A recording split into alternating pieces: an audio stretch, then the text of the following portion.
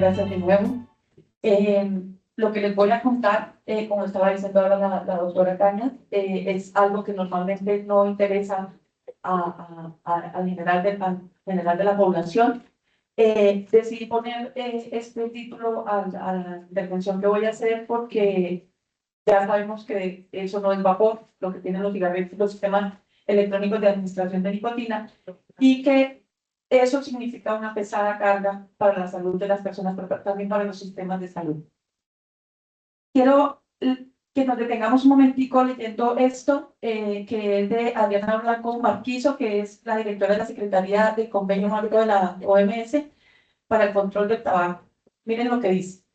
La industria tabacalera se beneficia de un producto que mata, empobrece a personas y países y destruye el medio ambiente. Todo ya lo hemos visto. Es una industria que prospera trayendo nuevos usuarios y manteniéndolos adictos, incluso si eso significa matar a casi la mitad de ellos. A pesar de esta cruel realidad, los esfuerzos de la industria por socavar el control del tabaco nunca cesan. Lo tenemos al frente. El índice global del tabaco da cuenta de las atroces prácticas de la industria. Solo la implementación integral del convenio marco para el control del tabaco de la OMS, en particular el artículo 5.3 y sus directrices para la implementación, detendrán el problema. Voy a ir contándoles la investigación que se ha hecho en Colombia sobre cómo impacta esta carga a nuestro sistema de salud. Antes de que existiera el convenio marco para el control del tabaco, en 1999, en este libro que se llamó La epidemia del tabaquismo, se habló de que habría una costo-efectividad en imponer una carga tributaria y fiscal al cigarrillo. Hubo duda y hubo cierta discusión. Esta información es de 1999. Y era la duda de si la demanda para el tabaco era elástica o inelástica. La elasticidad de un producto tiene que ver con que si se aumenta el precio, cuánto cede esa opción para que la persona lo siga comprando. Como se trata de una adicción, entonces hubo una discusión de si realmente esto, a medida que se aumentaba el precio, la adicción era tan fuerte que se iba a seguir consumiendo. Algo de eso pasa un poquito. Sin embargo, se dieron cuenta que no, y que esa tributación iba a hacer que se disminuyera el consumo, y se demostró que era una táctica muy efectiva para disminuir la prevalencia, incluso la incidencia. Bien, el convenio marco para el control del tabaco, en su artículo 6, dice que debe haber medios relacionados con los precios e impuestos para reducir la demanda, ¿no es cierto? Entonces, viene eso antes de esta información previa, y lo acoge el convenio marco en 2003, más o menos, cuando se empezó. Y en Colombia, cuando yo empecé a estudiar el tema del tabaquismo, que era estudiante de la maestría en epidemiología clínica, Colombia no había suscrito el convenio marco para el control del tabaco. Entre otras cosas, y fue evidente para nosotros porque había acciones de interferencia en la industria tabacalera. Por eso llegó hasta 2006, y en 2008 ya lo teníamos en pleno. Empecé a trabajar con este grupo del Instituto de Efectividad Clínica y Sanitaria de Buenos Aires, que es el IEX. Es una institución parecida al IEX, al Instituto de Evaluación Tecnológica de acá de Colombia, pero es una institución privada. Siendo estudiante de la maestría en epidemiología clínica, y empezamos a recoger información. El primer trabajo se hizo en 2006 más o menos, sobre la efectividad, la costo-efectividad de implementar reglamentación en intervenciones de la industria tabacalera. Finalmente, en 2011 sale esta información, este artículo es de 2011, y dice que la carga atribuible para el control del tabaco es de 2.139 millones de dólares, y que implica un porcentaje de gasto total en salud del 8.3%. O sea, gastamos en atender los casos de adicción al tabaco, principalmente en enfermedades cardiovasculares, pero más o menos se han evidenciado 30 cánceres relacionados con consumo de tabaco, y este estudio lo hizo. ¿Cómo se hizo? Y allí no hemos podido modificar, hemos hecho a través de un modelamiento matemático, cambiando las probabilidades y las prevalencias. Yo soy bastante pesimista en que se haya disminuido la prevalencia. Hay recientemente una publicación de la revista colombiana de cancerología de 2023 que habla de la cantidad de esfuerzos que ha hecho Colombia para medir la prevalencia del consumo de tabaco, y no hay ni una, no se ha hecho desde 2007 una cosa que realmente esté dirigida a medir cuánta es la prevalencia del consumo de tabaco. Y como decía la doctora Cañas, si bien pensamos que la prevalencia ha disminuido, la incidencia está aumentando y es evidente. Pero no hemos logrado saber cuánto en realidad sí ha descendido, porque las encuestas han ido en diferente vía y no hay una metodología estandarizada. Entonces, lo que se hizo, lo que se ha hecho por todos estos trabajos que hemos hecho, de los cuales he participado, es un modelo de simulación de Monte Carlo, que es coger una cohorte y pasarlo por un modelo matemático con unas probabilidades en las cuales cada individuo transita por los diferentes estados de salud. Y es una evaluación económica, ir cambiando esas probabilidades en los movimientos y en los análisis de sensibilidad cuando se piensa que sale un nuevo dato y se aumenta la prevalencia o se disminuye.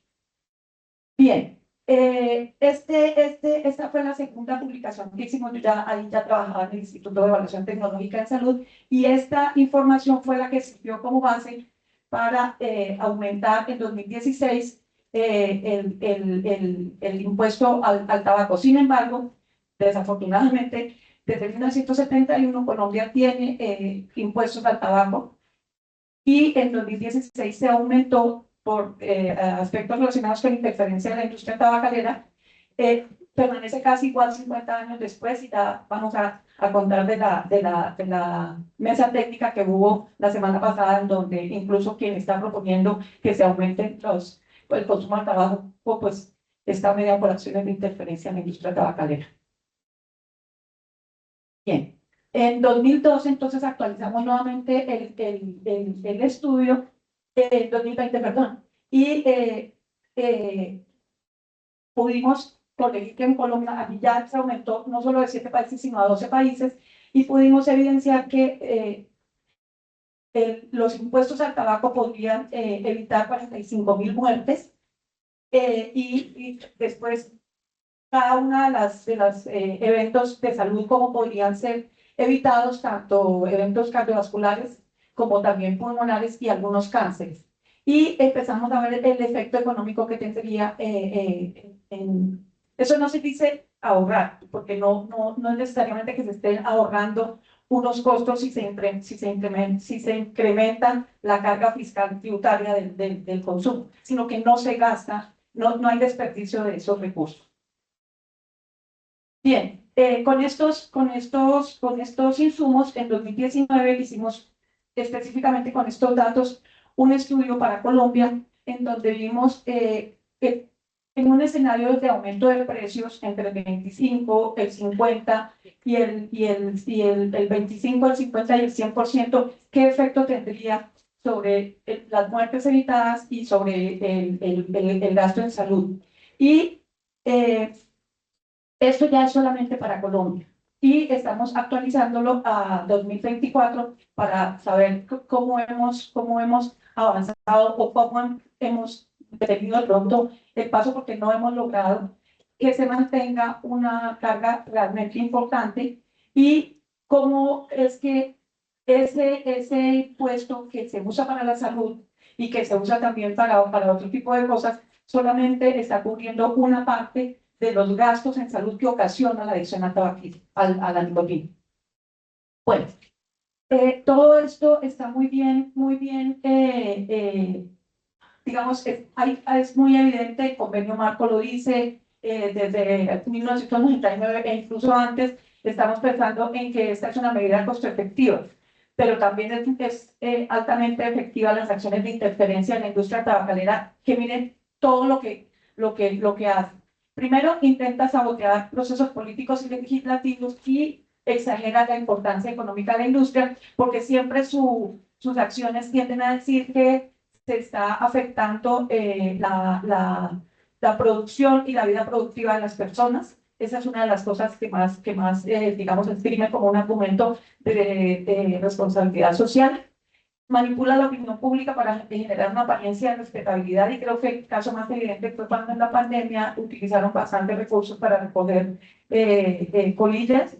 En las universidades se hacía también lobby, había becas de quién pintaba mejor el caballito de la cajetilla de Mustang. Esa también fue evidente en muchas universidades. Y todo esto lo disfrazan con una apariencia de ser personas y corporaciones socialmente responsables. Además de eso, desacreditan la evidencia porque con las contradicciones, incluso que a propósito, el primer supuesto de causalidad, que fue los que fueron en el criterio de Bradford-Hill, fue a propósito de personas que fumaban.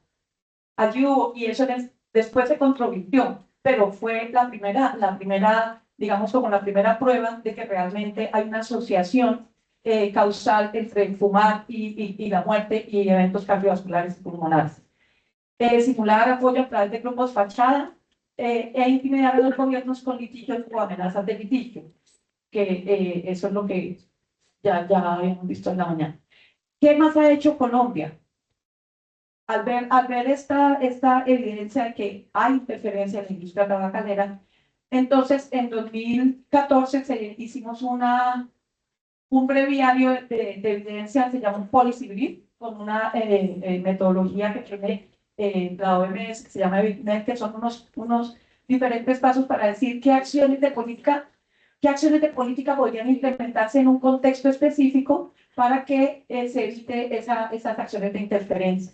Estas fueron las tres propuestas que hicimos, que están dentro también del convenio marco, y digamos, hay normatividad que permitiría excluir a los representantes de la industria tabacalera de los ambientes legislativos. Se puede hacer, se puede crear un código de ética, pero nada de esto realmente se implementó precisamente porque sigue siendo la industria tabacalera haciendo uso de interferencia.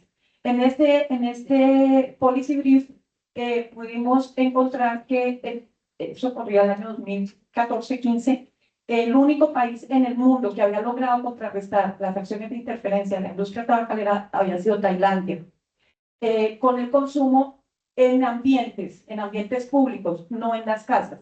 Y entonces el problema en Tailandia en ese momento era que la gente estaba consumiendo más tabaco y siendo alta la nicotina en el ámbito pues, privado. Al hacer evidente que no, los países tienen toda esta interferencia, entonces ya como que se detuvo un poco que los países o que los entes legislativos estuvieran realmente, pues digamos, empobreciendo las acciones de interferencia. Entonces, hace ya 4 años se hace un índice regional para las acciones de interferencia en la industria tabacalera. Y es que se envía una encuesta a los países y los países contestan en qué momento y en qué situaciones hay participación de la industria tabacalera. Como ven, Colombia está en un altísimo índice. De hecho, en los últimos años ha aumentado la interferencia de la industria tabacalera. Hay países que lo han disminuido. Y este es el regional, pero en el índice mundial, incluso los países más desarrollados, el Reino Unido tiene acciones de interferencia muy altas. Pero Colombia, como ven, ha aumentado acá en los últimos 3 años.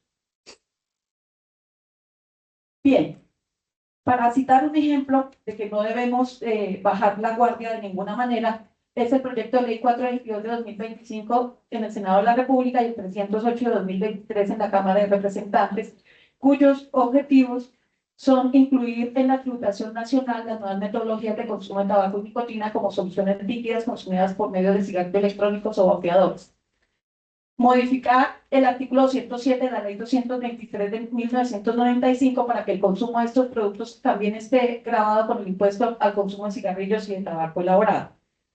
Y establecer tarifas del impuesto que sean sostenibles desde el punto de vista fiscal y que contribuyan a reducir el consumo de estos productos. Entonces, aparentemente pues tenemos unas intenciones de nuestro poder legislativo muy nobles y loables y en pro de la salud pública y de evitar daños al sistema de salud.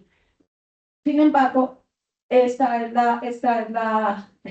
la evidencia de la interferencia que tiene la industria tabacalera. Las personas que estuvieron en la mesa técnica tenían o incluyeron representantes de la industria, es decir, que sigue habiendo interferencia. Claramente se debe invitar a las personas a cuando se expide un decreto, una ley, tienen que invitarse, pero acá, no sé si ustedes vieron, tenía el video en el sábado Noticias 1, las personas diciendo que realmente, como es controversial, entonces que realmente se puede aumentar el impuesto, pero que ellos van a decir cómo lo hacen. Que ellos, por favor, les digan qué tanto es que pueden regularnos y qué tanto es el impuesto que debemos hacer. Luego, entonces, con estas condiciones en que no sabemos realmente, y quizás entonces se pudiera decir que hay un sesgo de observador, si vemos a todas las personas, a muchísimas personas en el campus consumiendo sistemas electrónicos de administración de nicotina, con esta amenaza de la industria tabacalera haciendo interferencia con unos senadores y con una legislación que muestra un aumento en esa interferencia. Lo que nos tendría que llamar la atención es que realmente con toda la información que tenemos, y eso es lo que se esperaría que hiciéramos, es que con toda esta información logremos sensibilizar el gran problema que significa la adicción a la nicotina, sea de la manera que sea y se consuma de la manera en la cual se consume. Eso era lo que tenía para decirles hoy. Muchísimas gracias.